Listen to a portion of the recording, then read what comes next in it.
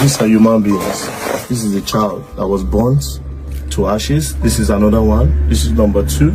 This is number 3. This is number 4. Please. This is number 4. This is 5. This is 6. Now look at the skull of this one. This is 7. These are their bones. These are children that were burnt in this place. As I am counting now is 1, 2, 3, 4, 5, 6, 7, 8. Just in this room alone. Look at their bones. Look at their bones. Please zoom in these bones. These are their bones. Now in this room again. This room again. Zoom in. This is another one. 1, 2, 3. These are bones as well. They were burnt. They were all burnt to ashes. My people, my family members, they died in this house. 11. And some died in the other store. 8. Some died here. My whole family members that died yesterday, day before yesterday, on that very day, there were 20. That is my own family members. I'm not talking about any other thing.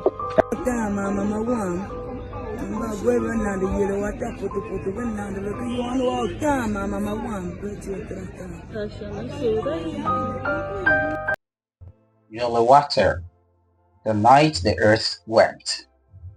This video is about uncovering the truth behind the Benue State massacre of June 14, 2025 in Nigeria.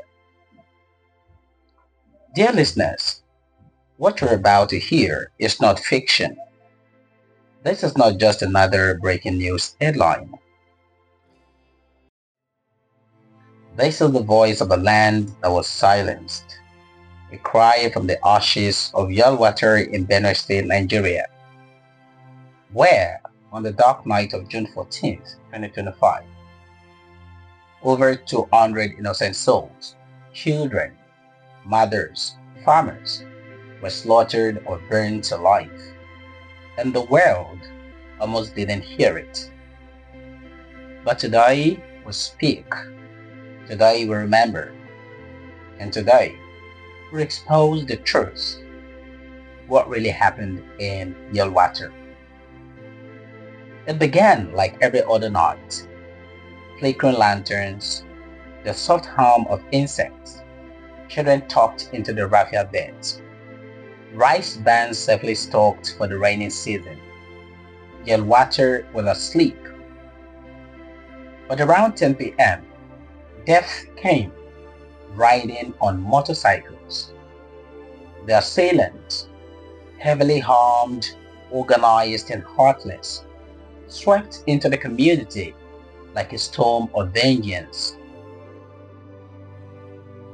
They came with petrol, rifles, and marches, not to steal, but to kill. Homes were surrounded and set ablaze. People, still asleep in their huts, woke to the choking flames and screams. Those who ran were gunned down. Those who hid were dragged out. Those who begged were doused in petrol and lit with torches. One survivor, trembling and burnt, later said, "They didn't ask for anything. They didn't speak. They just poured fuel on my neighbor's thatched roof and waited for it to burn. It lasted for about 5 hours. 5 hours of uninterrupted carnage. No help came. No sirens. No military. No police.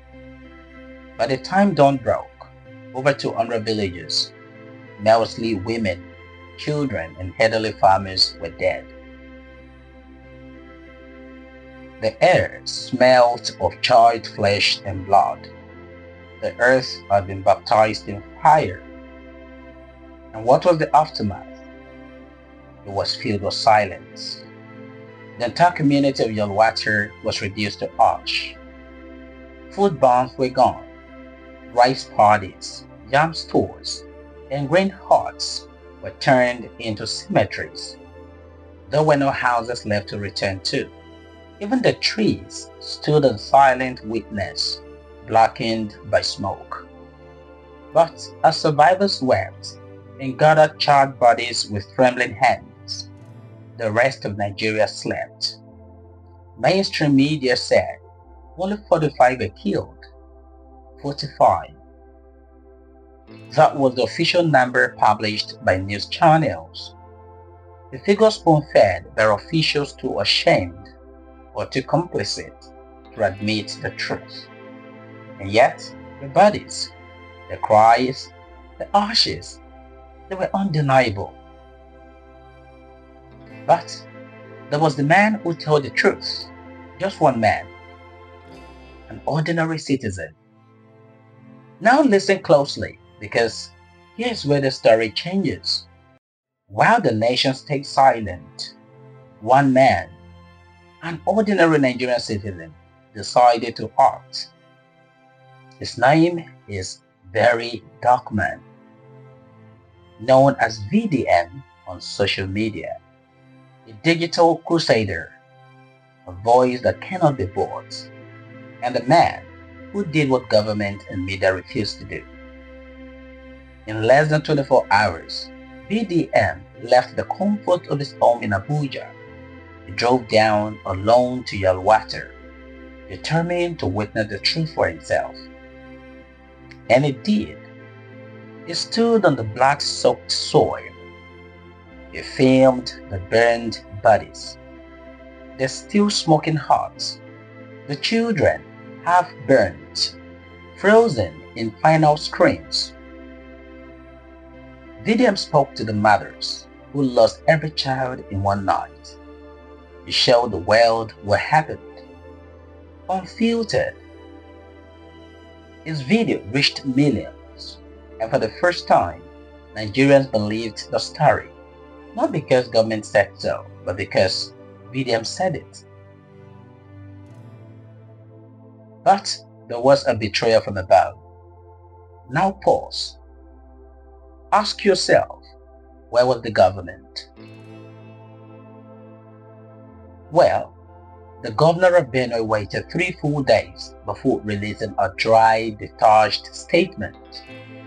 No visit, no empathy, just cold words. The president of Nigeria, Bola Ahmed Tinubu, tweeted on day 2. Just a tweet. He called it senseless violence and promised to visit Yelwata on Wednesday, exactly 5 days after the massacre. By then, the tears had dried up, the bodies had been buried, and the pain had already settled into memory. As if that wasn't enough, when the youth of Benue, angry, broken, and betrayed, took to the street in peaceful protest, police fired tear gas into the crowd. Yes, the same police who couldn't arrive for 5 hours to stop the killings found strength to suppress mourning voices within minutes. Where is the justice? Not a single attacker has been arrested, not one. The alleged perpetrators, Fulani herdsmen, left clues, footprints, spent shells, burnt out motorbikes. Still no justice, no manhunt, no tribunal. Why? Because what is happening in Benue is more than a massacre. It's a campaign, a calculated strategy of land seizure and displacement. The indigenous people of Benue State, predominantly Christian farmers, are being forcibly driven off their ancestral lands. And the Fulani militias, they are believed by many to have powerful backers, political, economic, and even international. This is not just herder-farmer conflict. It is ethnic cleansing, rebranded and ignored. And while the politicians plan for 2027 elections, a part of Nigeria is dying and fading away. Well, the good part, is Nigerians have a hope in an ordinary man. Today, in the heart of millions of Nigerians, faith in government has been replaced by faith in a man with a smartphone. VDM has become the voice of the voiceless, the camera for the unseen, the conscience of a nation that has none left. It is not perfect, but it showed up. It did what leaders, generals, pastors, and media tycoons could not have done.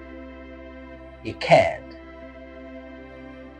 And now, the question is no longer, what happened in Yelwata? The question is, why did it have to take one man, just one man, for the truth to be known?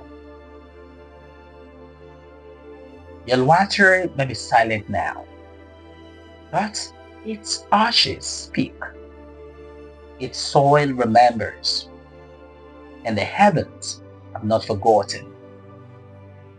To the children burnt in their sleep, to the mothers who begged for mercy, to the fathers who fought until their final breath, we say you are not forgotten.